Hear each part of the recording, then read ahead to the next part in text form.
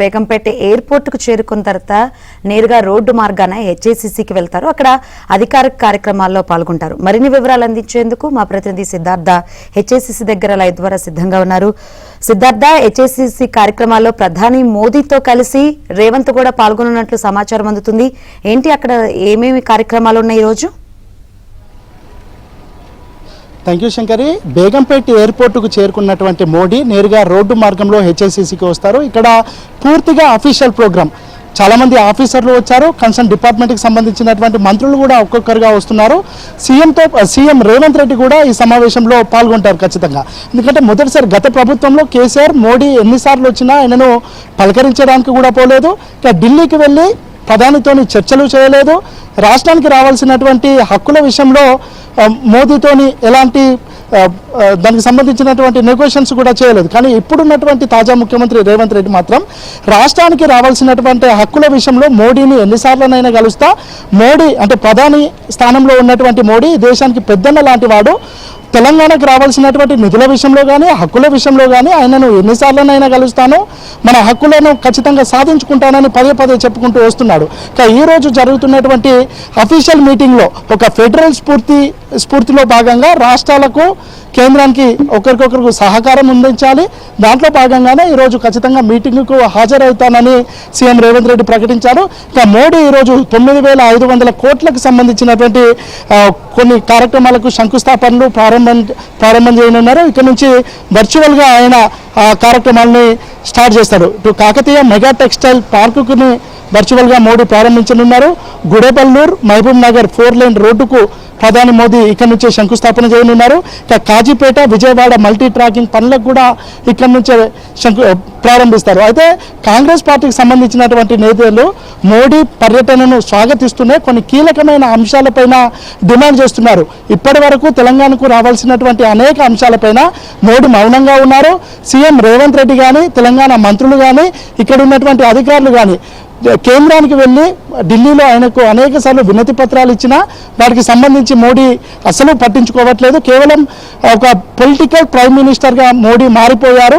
కేవలం ఎన్నికల్లో లబ్ధి పొందడానికి మాత్రమే తెలంగాణకు వస్తున్నారు, కానీ తెలంగాణకు ఇవ్వాల్సినటువంటి నిధుల విషయంలో పూర్తిగా మౌనంగా వహిస్తున్నారు. ఈ రోజు జరగనున్నటువంటి మోడీ పర్యటనలో వీటికి సంబంధించి ఒక క్లారిటీ ఇవ్వాలని కోరుతున్నారు. కాసేపటి క్రితమే పిసిసి చీఫ్ మహేష్ కుమార్ గౌడ్ ఒక 8 అంశాలతోని కూడినటువంటి లేఖను మోడీకి బహిరంగంగా రాశారు. అందులో హైదరాబాద్ మెట్రో రైలు విస్తరణకు సంబంధించినటువంటి అంశం, రీజనల్ రింగ్ రోడ్కు సంబంధించినటువంటి అంశం, రీజనల్ రింగ్ రైలుకు సంబంధించినటువంటి అంశం, గ్రీన్ఫీల్డ్ ఎక్స్ప్రెస్ హైవేకి సంబంధించినటువంటి అంశం, రేడియల్ రోడ్స్కి సంబంధించినటువంటి అంశం, హైదరాబాద్ సిగ్నల్ ఫ్రీ ప్రాజెక్టుకి సంబంధించినటువంటి అంశం, తుమ్మిడిహట్టి ప్రాజెక్టుకు సంబంధించినటువంటి అంశంతో దాంతోపాటుగా విభజన హామీలు పెండింగ్ అంశాలకు సంబంధించినటువంటి విషయంలో ప్రధాని మోదీ తెలంగాణకు ఏమి ఇస్తారు, ఇన్ని రోజులు ఏమి ఇవ్వబోతున్నారు అనే అంశానికి సంబంధించినటువంటి విషయంలో ఒక క్లారిటీ ఇవ్వాలని చెప్తా ఉన్నారు. అట్లా కాకుండా కేవలం ఒక పొలిటికల్ మీటింగ్ కోసమే మోడీ రావద్దు అనే విషయాన్ని కూడా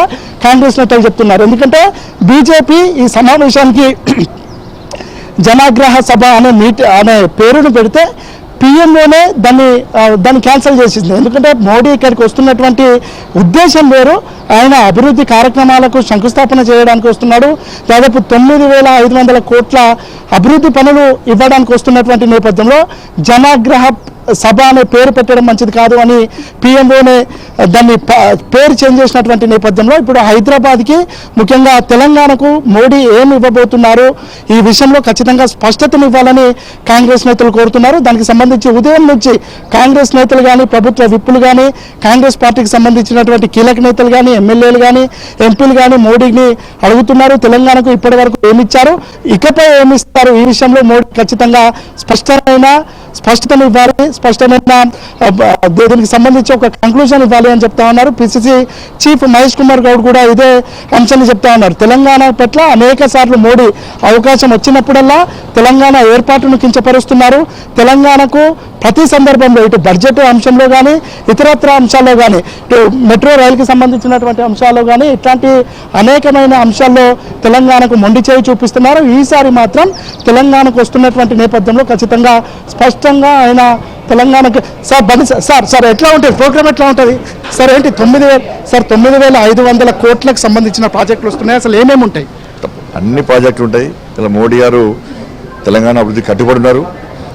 100% తెలంగాణలో ప్రజల యొక్క సంక్షేమం గురించి, తెలంగాణ ప్రజల యొక్క ఆలోచనకు అనుగుణంగానే మోడీ గారు వ్యవహరిస్తూ ఉంటారు, నడుస్తూ ఉంటారు. ఇవే కాదు, మోడీ గారు ఎప్పుడు వచ్చినా 1000 కోట్ల రూపాయలు ఇస్తారు. వాళ్ళు 1000 కోట్ల నిధులు ఇవ్వడం వల్లనే తెలంగాణ ప్రభుత్వం నడుస్తుంది.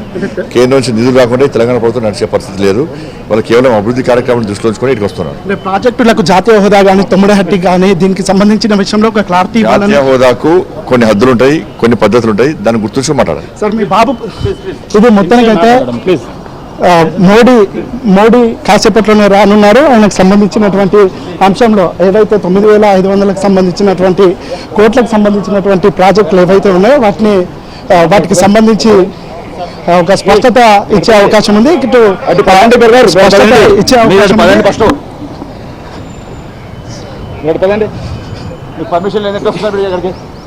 సరే సరే. ఇది మొత్తానికైతే మోడీ కాసేపట్లోనే హెచ్ఐసిసికి రానున్నారు. ఏమైతుంది అంటే సంజయ్, నేనేం పొలిటికల్ క్వశ్చన్ అడిగాను సార్, వాళ్ళ బాబు గురించి అడిగాను నేను. మీరు ఎందుకు అంత టెన్షన్ పడుతున్నారు? ఓకే సార్, మేము వెళ్తున్నా. ఆయన అట్లా బిహేవ్ చేస్తాడు ఎందుకంటే మీడియాకి ఎంట్రీ లేదు. నేను బండి సంజయ్ని ఇబ్బంది పెట్టే క్వశ్చన్లు అడిగాను, వాళ్ళ బాబుకి సంబంధించిన క్వశ్చన్లు అడిగాను. ఎందుకు భయపడతారు? ఇది శంకర్ మొత్తానికైతే మోదీ కాసేపట్లోనే హెచ్ఐసిసికి చేరుకోనున్నారు. ఆయనతో పాటు సీఎం రేవంత్ రెడ్డి కూడా, ఇది అఫీషియల్ ప్రోగ్రామ్ కాబట్టి ఆయన కూడా అటెండ్ అవుతారు. ఆయన వచ్చిన తర్వాత వర్చువల్గా 9,500 కోట్లకు సంబంధించినటువంటి అభివృద్ధి కార్యక్రమాలని ప్రారంభిస్తారు. Right, thank you.